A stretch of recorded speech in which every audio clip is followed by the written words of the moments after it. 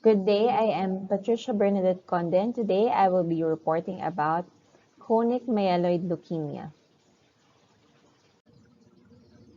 So this will be the content of my presentation. Let's start with the bone marrow. So si bone marrow is a spongy tissue inside some of the body's bones, such as yung ating hips and thigh bones. So ang immature cells or stem cells are found in the bone marrow, and every day it produces more than 200 billion fresh blood cells, producing the majority of the body's blood cells.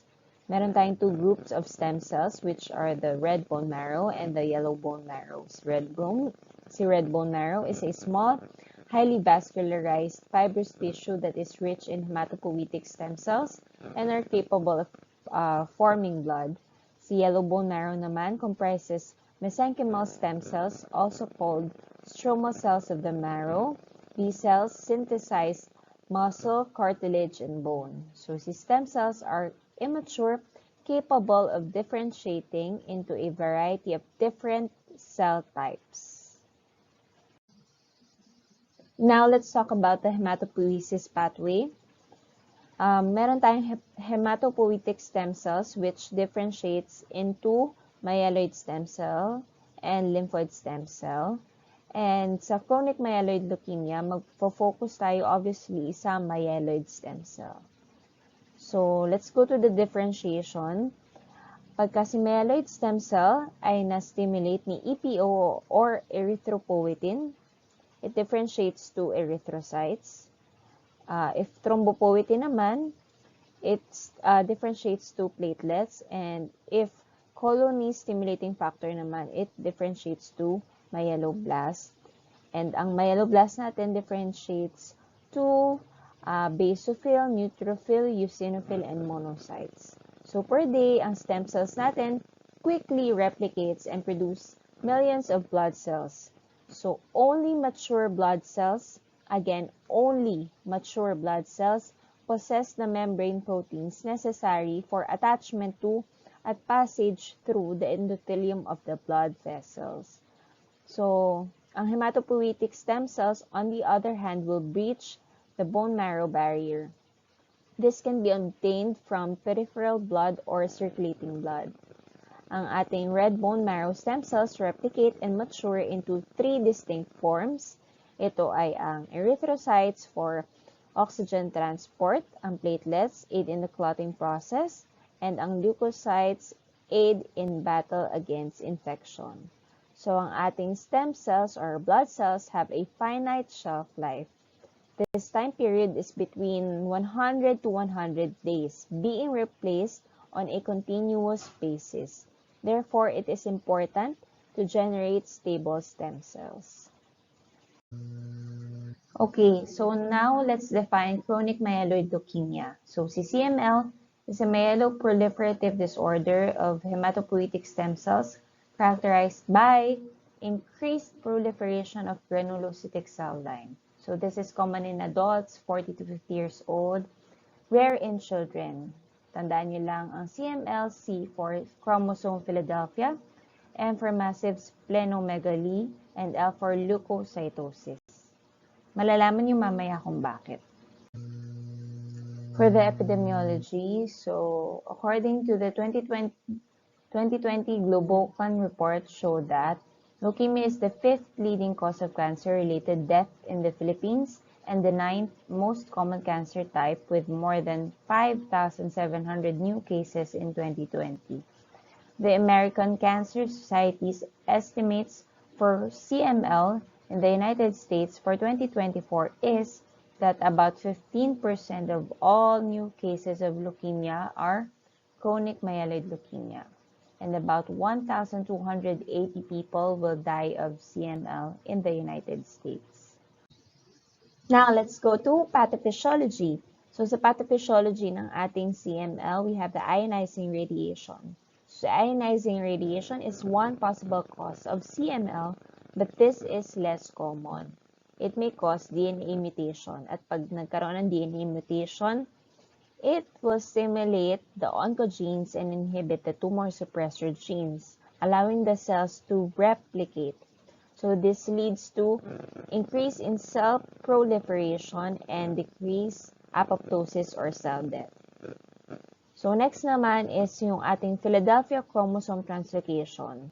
So ito ay parang nagkakaroon dito ng swapping ng genetic material between two chromosomes.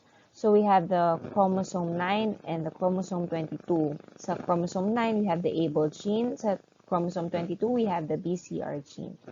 So pag nagkaroon ng fusion between these two chromosomes, it results in the formation ng BCR-ABL gene. So ito yun. Kaso, masama tong gene na to because it stimulates the tyrosine kinase receptor and causes excessive replication. So nagkakaroon na naman ng increased cell proliferation and it inhibits apoptosis. 90% of the time talaga, the Philadelphia chromosome is associated with chronic myeloid leukemia. And the other diseases that is associated with Philadelphia chromosome is ALL, which is about 20% of the time. Okay, so in addition sa pathophysiology, yung presence ng BCR-ABL gene is the hallmark talaga ng CML. So although na-describe din siya sa other diseases, it is considered diagnostic when it is present in patients with clinical manifestations of CML. So imagine niyo itong ating myeloid stem cells, proliferate lang ng proliferate. Itong myeloblast, dumadami din ang basophils, neutrophils, eosinophils. Dumadami lang siya na dumadami at hindi siya mamamatay kasi nga nagkakaroon ng increased cell proliferation at inhibition ng apoptosis sa presence ng tyrosine kinase receptor. So over time, as they continue to replicate, and with each replication cycle, de-develop na yung DNA mutation, which eventually stop them from differentiating. So, paano na lang pagka-proliferate itong ating myeloblast? Tapos, di na siya mag-differentiate into basophils, neutrophils, eosinophils. Mawala na tayo ng functional cells. Okay, so again, itong acute leukemia, ang problem doon is nagde-develop siya rapidly. Pero ito namang chronic leukemia, it is a slow progressive process. So, over time, it potentially gets worse. Okay, so pag-usapan naman natin yung 3 phases ng CML. Yun ay ang chronic, accelerated, and blast phase. So, most people with CML receive a diagnosis in the chronic phase. And people in this stage usually don't experience symptoms or they experience very mild symptoms. Kapag walang treatment, the chronic phase of CML progresses to accelerated phase within roughly 3 to 5 years, and some people progress directly to blast crisis. So, usually sa chronic phase, no symptoms talaga, and no effect in RBC for some reason. Pero, ulitin ko lang, yung increase in cell proliferation and decrease apoptosis causing leukocytosis. So, tumataas ang ating basophils, neutrophils, and eosinophils. But tatandaan natin, yung high basophils is important because konti lang ang disease na merong high basophils. Next is, again, increase cell proliferation, decrease apoptosis, tumataas ang ating platelets. So, meron tayong thrombocytosis. Next, splenomegaly. Bakit lumalaki ang ating spleen? Nagkakaroon kasi ng deposition ng ating mga leukocytes. Ito, nagde-deposit dyan si basophil, neutrophil, and eosinophils. So, nagkakaroon ng deposition kaya lumalaki ang ating spleen. Plus, ang isa pang nangyayari dito is nagkakaroon ng extramedullary hematopoiesis kung saan inaalaw ng ating mga leukocytes na mag-produce si spleen ng new blood cells. So, makakaramdam ka dito ng nausea and vomiting or feeling of fullness. Feeling of fullness kasi, si spleen is just right next to our stomach. So, pag lumalaki ang ating spleen, napupush na si stomach, nagkakaroon tayo ng loss of appetite, hindi tayo makakain, yun nga, at feeling of fullness. Plus, sa chronic phase, 10% lang ang ating blast cells or yung mga immature or young cells. Punta naman tayo sa accelerated phase. Sa accelerated phase naman, nagkakaroon ng mutation sa accelerated phase. Kasi nga, over time, proliferate lang ng proliferate ang ating cells. So, eventually, nagkakaroon ng DNA mutation. At sa accelerated phase, ang blast cells natin ay nag-increase na to 15%. Ibig sabihin, nagkakaroon na ng less space sa bone marrow. So, na-occupy na ni blast cells yung bone marrow kasi dumadami na sila. Pero, kumukonti naman ang ating RBCs at ang ating platelets. So, yung pag less space sa bone marrow, nagkakaroon ng, dumadami nga yung blast cells natin. So, nag-expand yung ating bone marrow, causing bone pain. Again, nagdi-decrease ng RBC. Kasi nga, sumisikip na dahil ang dami na ng blast cells. So, wala ng erythrocytes or yung ating RBCs causing anemia. So, meron dyan pale, manonotice nyo na yung dyspnea or fatigue. And next is yung thrombocytopenia na. Kung sa chronic phase, thrombocytosis, increase ang platelets. Dito naman, medyo madami pa din, pero bumababa na talaga siya. Kasi nga, na-occupy na ng blast cells ang ating bone marrow. So, it will, cause na yung bruising and bleeding. Next is yung leukocytosis, same pa rin. Mataas pa rin yung ating mga leukocytes. So, high basophils pa rin tayo. At ang ating splenomegaly, same pa din, pero mas massive na ang ating splenomegaly dahil nga sa deposition ng leukocytes at yung ating extramedullary hematopoiesis. So, people in the accelerated phase, yun nga, have more than 15% na ng blast sa blood or sa bone marrow samples. Nagkakaroon ng fever, poor appetite, weight loss. Next, yung blast crisis naman is the third phase and the hardest to treat. Kasi sa phase na to, the cancer starts to act like a more aggressive type of leukemia. Para na siyang AML. So, sa blast phase, ang problema natin, dumami na talaga ang blast cells, which is more than 20% na. At nagkakaroon ng decrease in differentiation.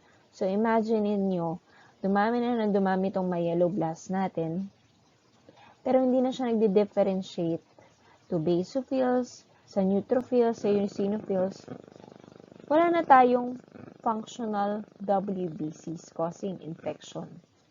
Nandun pa rin yung thrombocytopenia kasi nga mas marami na si blast cells. Wala na space for platelets, thrombocytopenia. Mas malala na.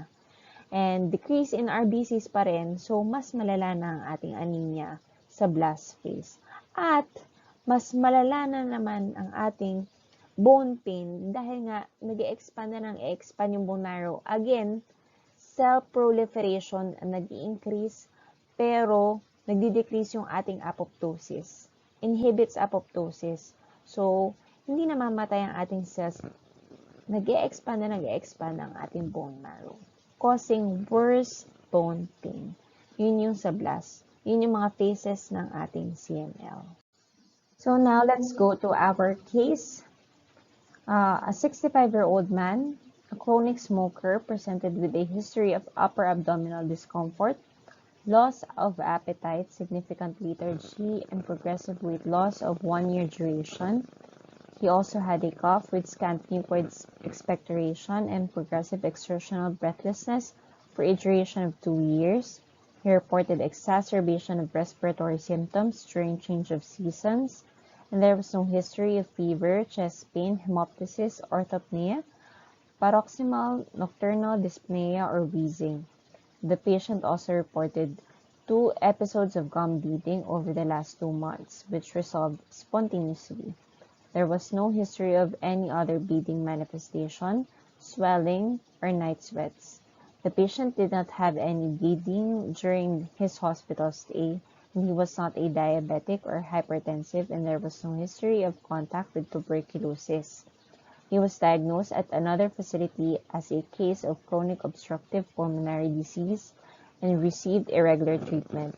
On examination, the patient's blood pressure was 140/90 and his pulse rate was regular at 88 per minute. He was febrile with respiratory rate of 20 per minute, and the general examination revealed normal oral hygiene, mild pallor, and mild pedal edema. Abdominal examination revealed moderate hepatosplenomegaly, and respiratory system showed bilateral diffuse bronchi.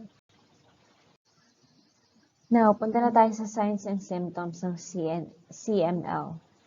So, signs and symptoms ng CML na nakita natin sa patient is yung upper abdominal discomfort, loss of appetite, significant lethargy, and progressive weight loss. Again, kasi nga, meron siyang hepatosplenomegaly.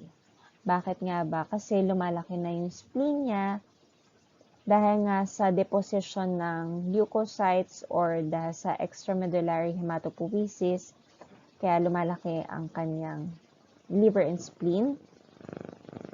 At napupush yung stomach niya, so nagkakaroon siya ng malamang ng feeling ng fullness, so wala siyang gana kumain.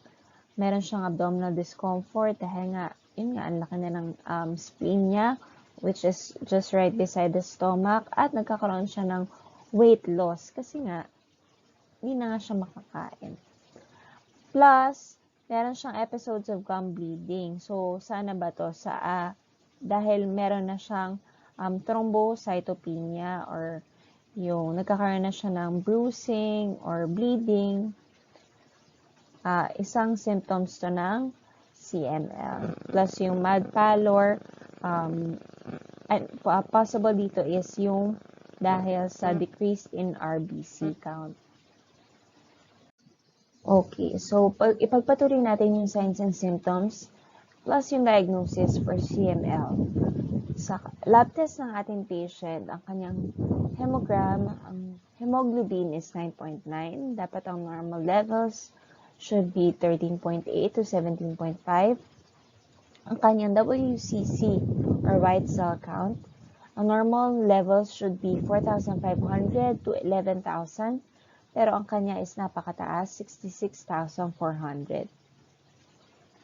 Sa differential count naman, ang kanyang neutrophils is 88%, ang normal should be 40 to 60%.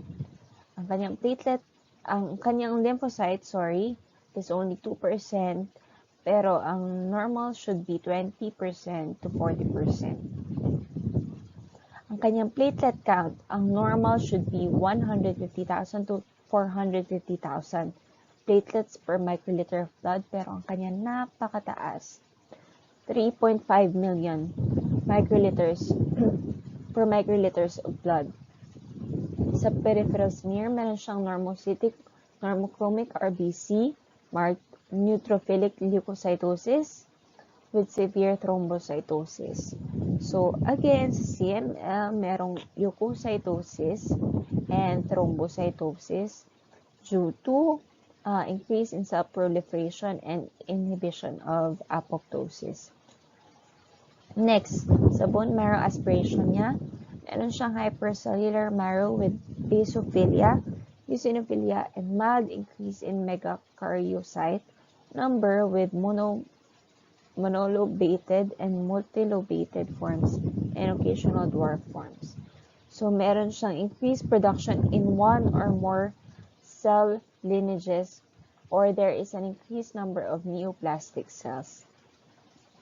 Ang lab score naman niya is 50. So, ang leukocyte alkane phosphatase or LAP score is often used in patients with an elevated WBC to differentiate a reactive process from chronic myeloid leukemia.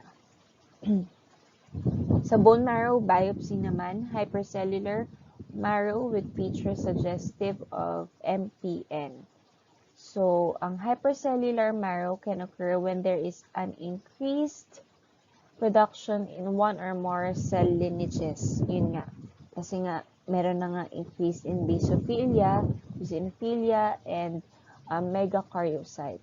So, suggestive of MPN or myeloproliferative neoplasms are cancers that start in the bone marrow where blood cells are made.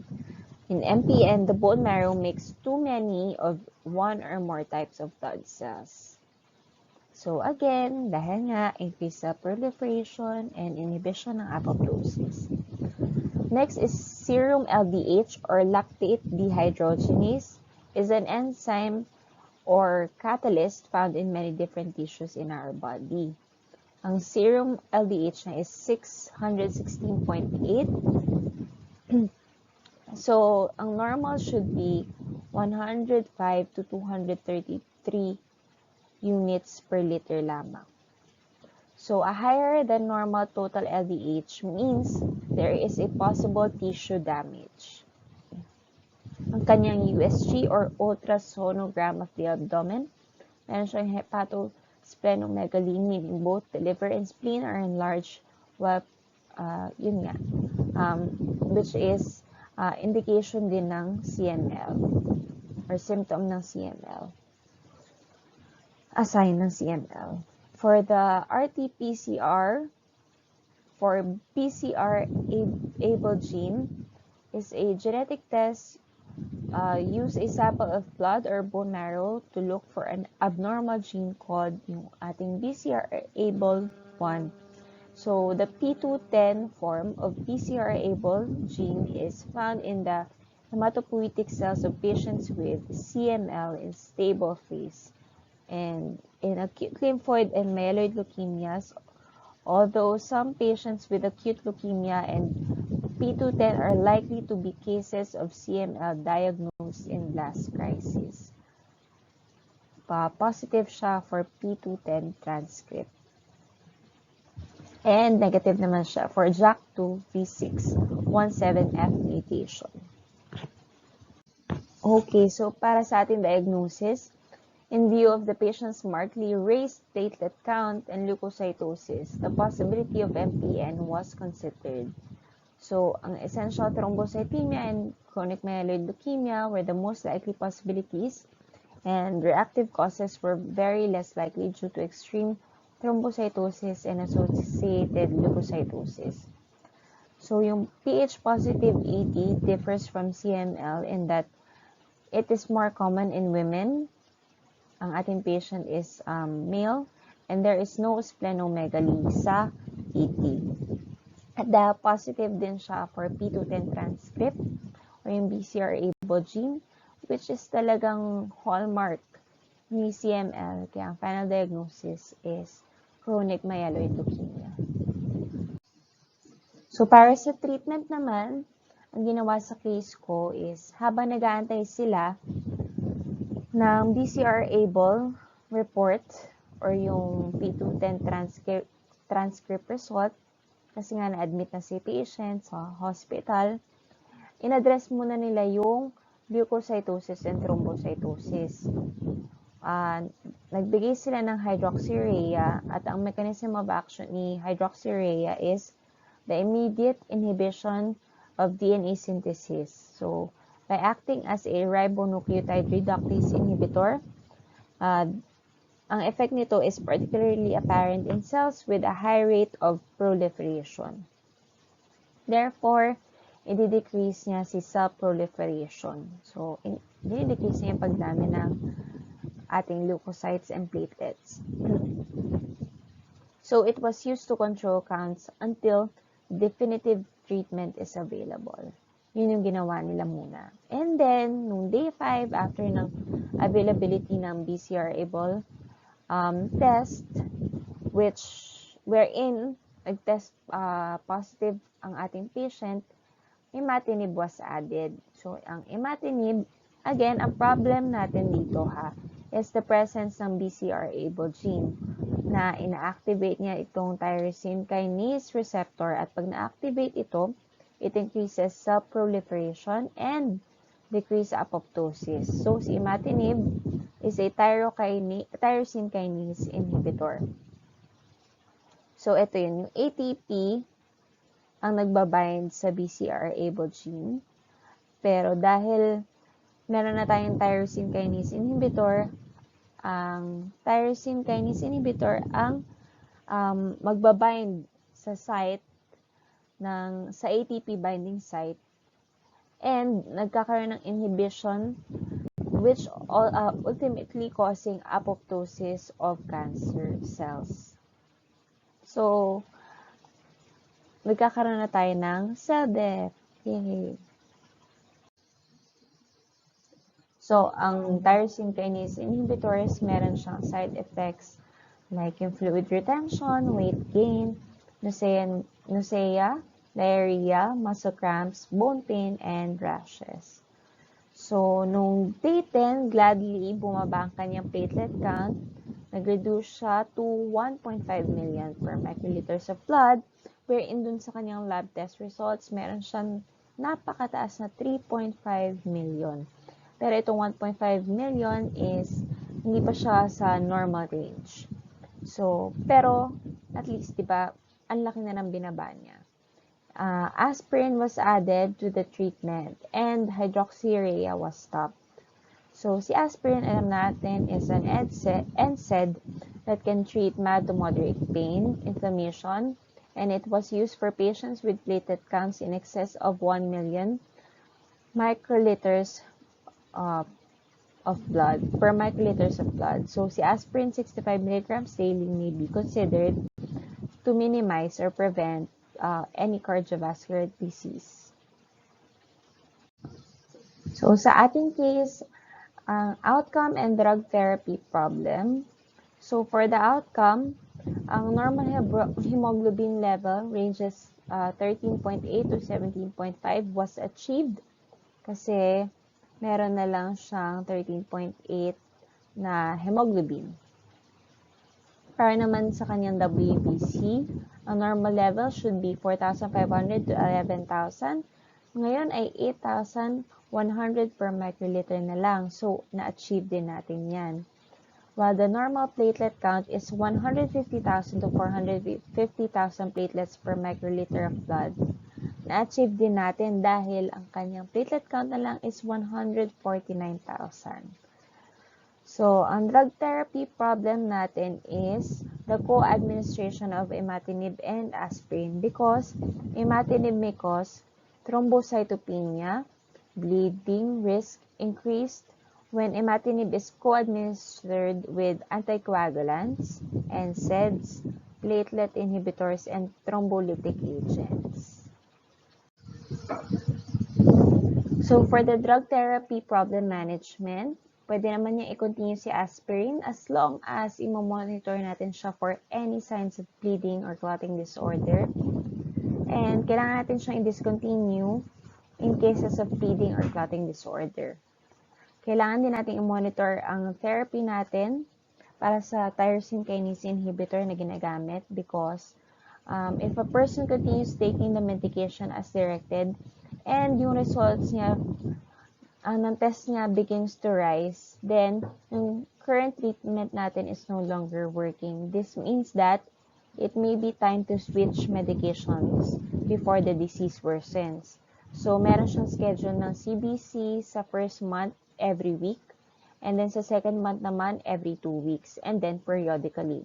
So, kailangan din niyang magpa-check ng LFTs and signs of fluid retention. Kasi minsan, ang TKI stops working because the CML develops resistance sa TKI. So, these are my references. Thank you for listening. Have a good day.